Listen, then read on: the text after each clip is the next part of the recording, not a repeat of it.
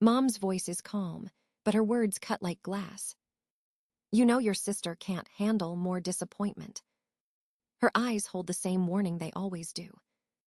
Be small, be kind, be quiet. I nod, because that's what I've done for 30 years. Across from me, Quinn sniffles, her sadness loud and practiced. She's always known how to make a scene feel holy. I try to speak, but the words collapse in my throat. The clock ticks, slow and merciless, counting my silence. Mom pours tea, as if nothing burns beneath her calm. Her perfume mixes with the steam, heavy and sweet. You chose February. That's when she starts therapy again. I almost laugh, but the sound dies before it leaves me. Every choice I make somehow becomes her tragedy. When I got my first job, Quinn lost hers. When I graduated, she had a panic attack. When I fell in love, she broke up with someone new. The world always seems to bend toward her wounds. I've spent a lifetime apologizing for being whole. My fingers trace the edge of my wedding notebook.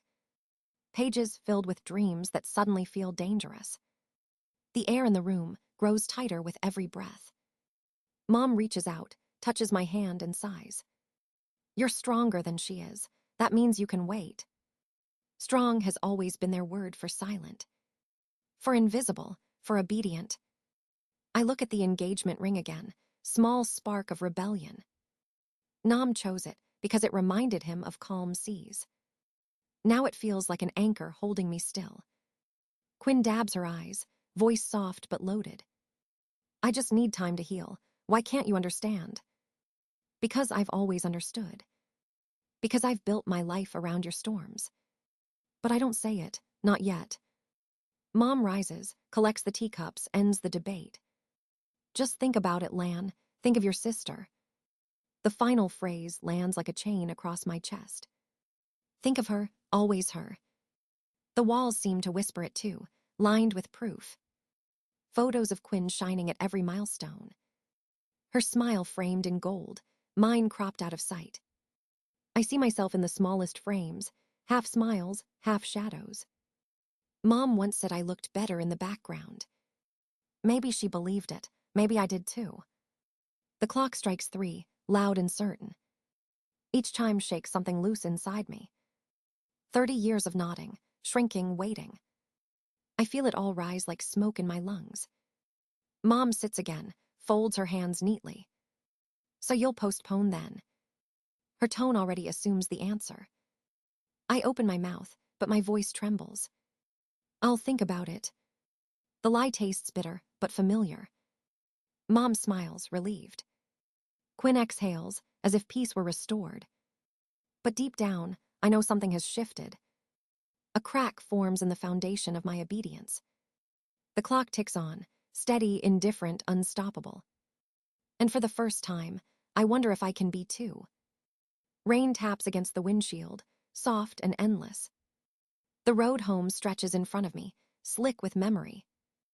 I drive in silence, phone buzzing beside me like a ghost.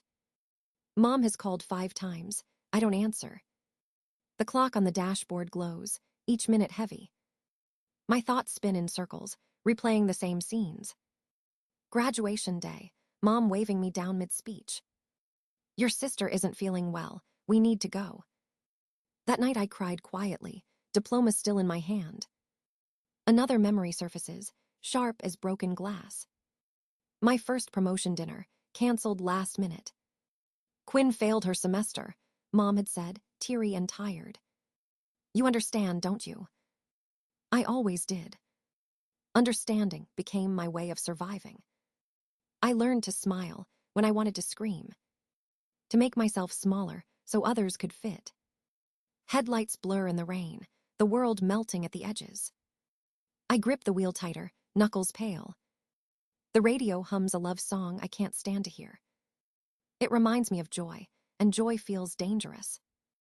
At a red light, I finally check my messages. Mom again, please don't be selfish. Quinn, I can't believe you do this to me. Their words wrap around my chest like old vines. I almost type an apology, almost give in. But then I remember Nam's voice that morning. You deserve happiness that doesn't need permission. The light turns green, but I stay still for a beat. The sentence echoes louder than the rain. Deserve, permission. Two words that never belonged together. When I was 10, I gave up my piano recital. Quinn had stage fright, and Mom said it was kinder that way. When I was 18, I skipped my birthday trip. She didn't want to be alone that weekend. When I was 26, I delayed moving out. Your sister needs you, Mom reminded. Now I'm 31, and still waiting for the right time to live. The wipers sweep again, clearing the glass, clearing my vision. I see my reflection, tired eyes and a trembling mouth. But beneath the fear, there's something else. A flicker of defiance, faint but alive. I whisper it like a secret, only the rain can hear. No more. The words shock me, small but real. The car behind me honks, and I move forward. Home comes into view, lights warm behind the curtains. Nam waits at the window, phone in hand, worry in his face. I park, step into the downpour, let it wash over me. The chill bites, but it feels honest. Inside, Nam pulls me close, no questions asked. They didn't take it well, I murmur into his chest. He nods, eyes calm and steady. Then we'll take it together. His words anchor me more than the ring ever could. The storm outside fades, replaced by the rhythm of our breaths. For the first time, I realize peace isn't silence. It's choosing my voice, even if it shakes. And tonight, mine finally begins to rise. Morning light filters through the curtains, soft and forgiving. The house smells like coffee and something close to calm. Nam hums in the kitchen, the sound steady as breath. My phone buzzes again, another message from Mom. Have you thought about what we said? I put it face down on the counter, heart heavy. The quiet stretches until it feels alive. Then, a call from Aunt Hoa breaks through the stillness. Her voice is rough but full of warmth. Lan, I heard what happened. Don't you dare apologize. The words stop me cold.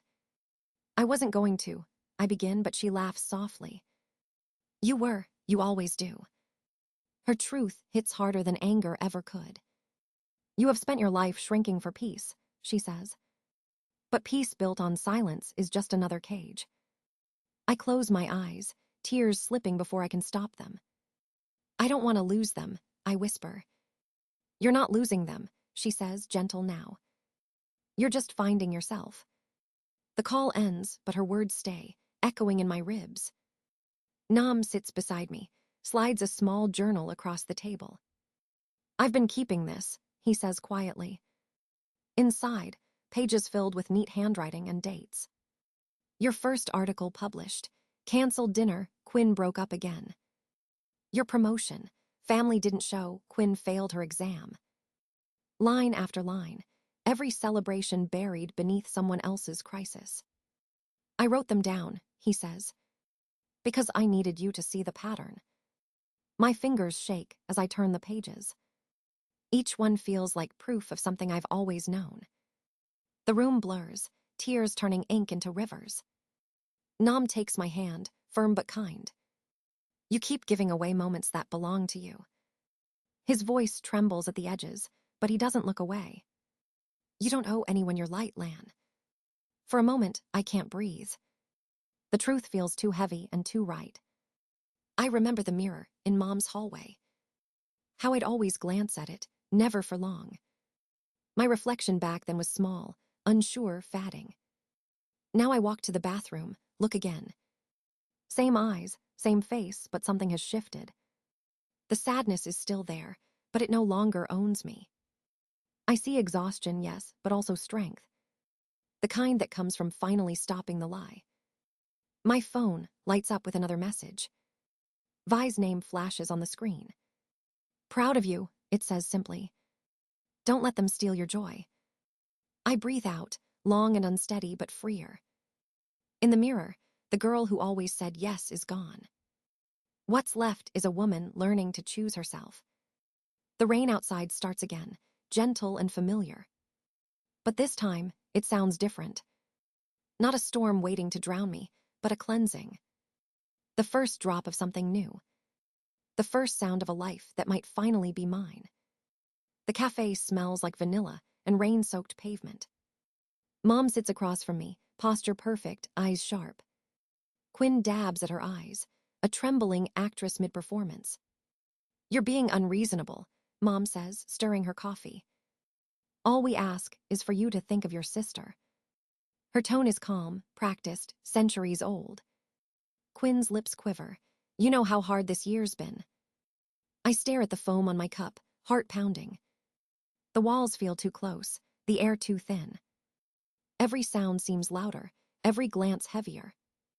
People at the next table pretend not to listen. I've been here before, always in the same role. The quiet one, the understanding one, the one who yields.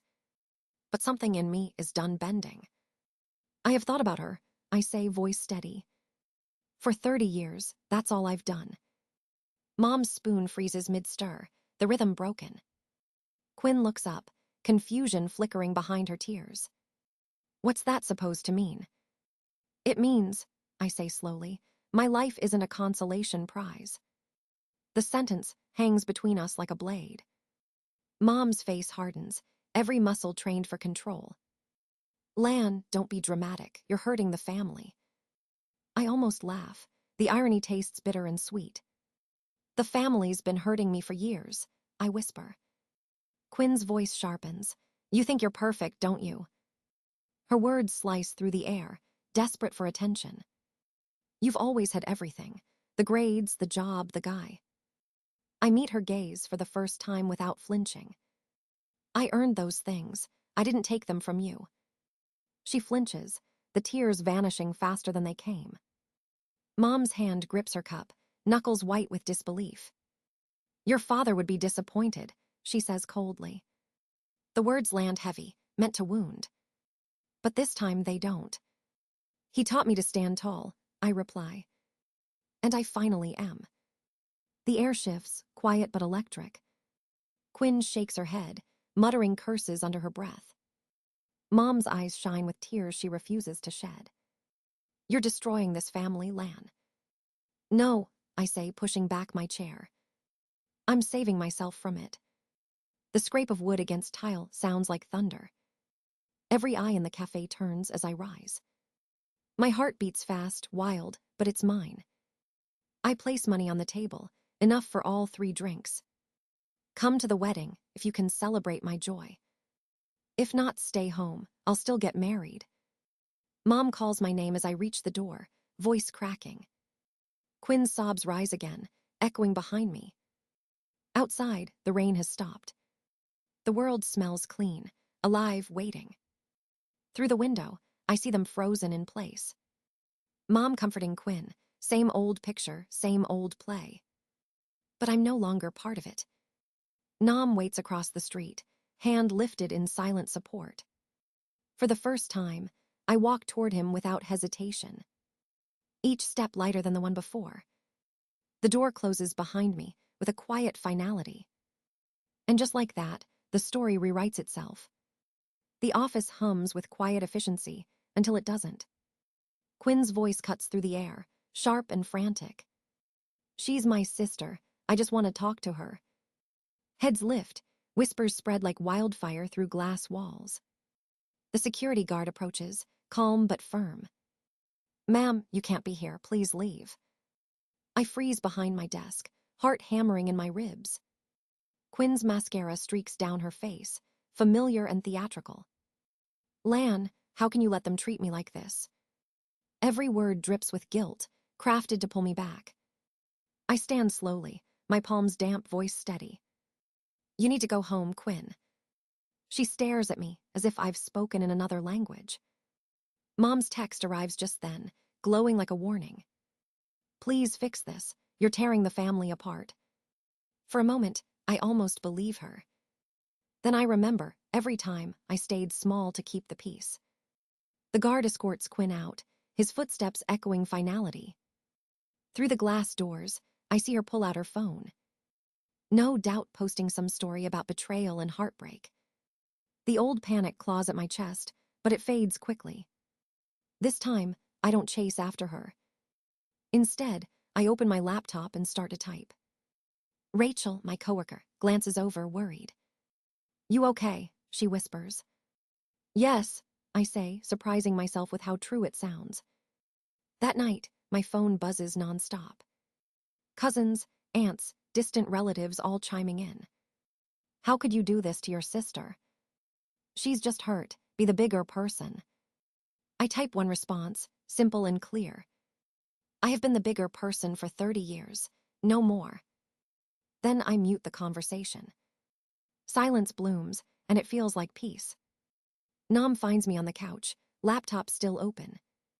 He reads over my shoulder, nods once. It's time you draw the line, he says softly. I draft the email carefully, no anger, just truth. Mom, Quinn, the wedding will proceed as planned. You are not invited. Security will be present.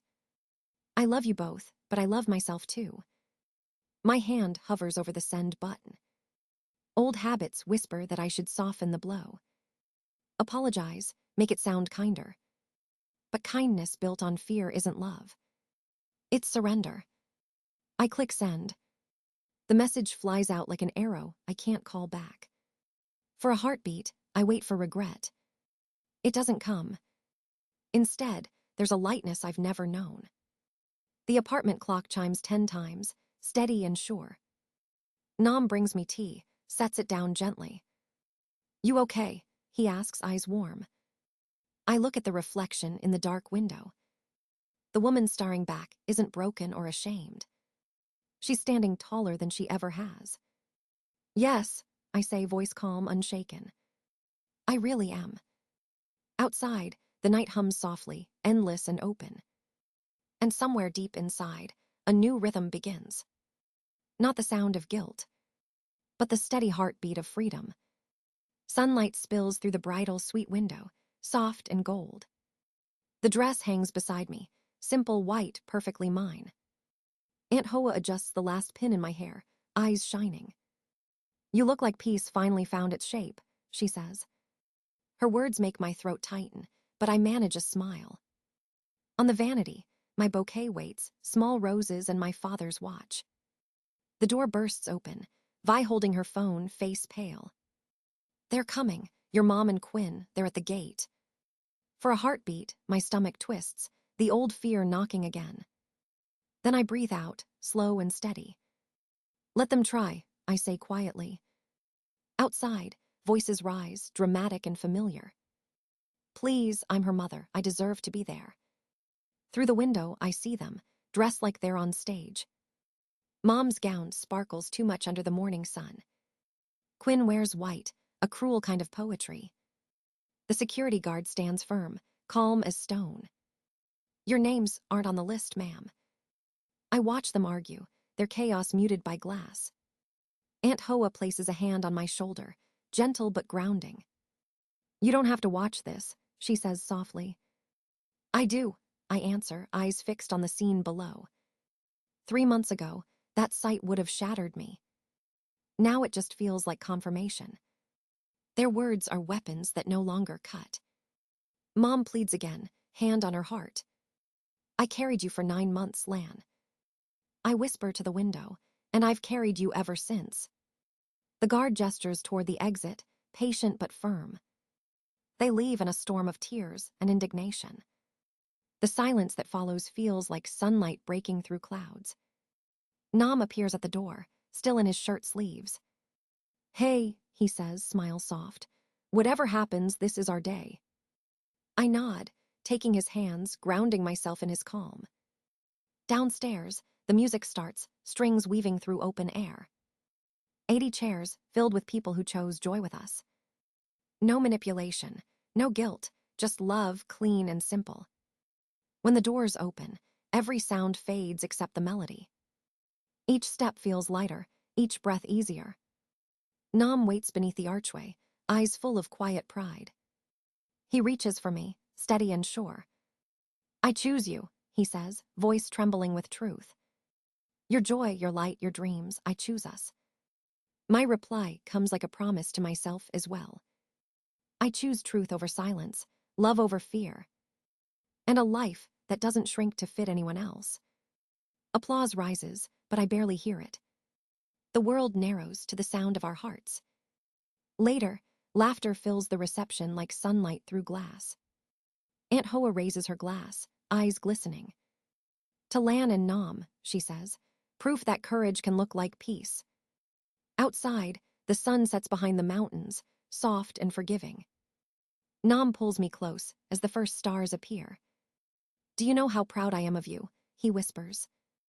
I smile, resting my head against his chest. For the first time, I say, I'm proud of me too. The clock chimes 9, each note ringing clear. Not counting guilt, not marking loss, only possibility. And in that sound, I finally hear it. The rhythm of a life that's truly mine. The clock in our living room ticks softly, steady and free. 3 months have passed since the wedding, quiet and full. Sunlight spills across the floor, warm as forgiveness. Nam hums in the kitchen, the smell of pie in the air. Aunt Hoa laughs in the dining room, arranging flowers.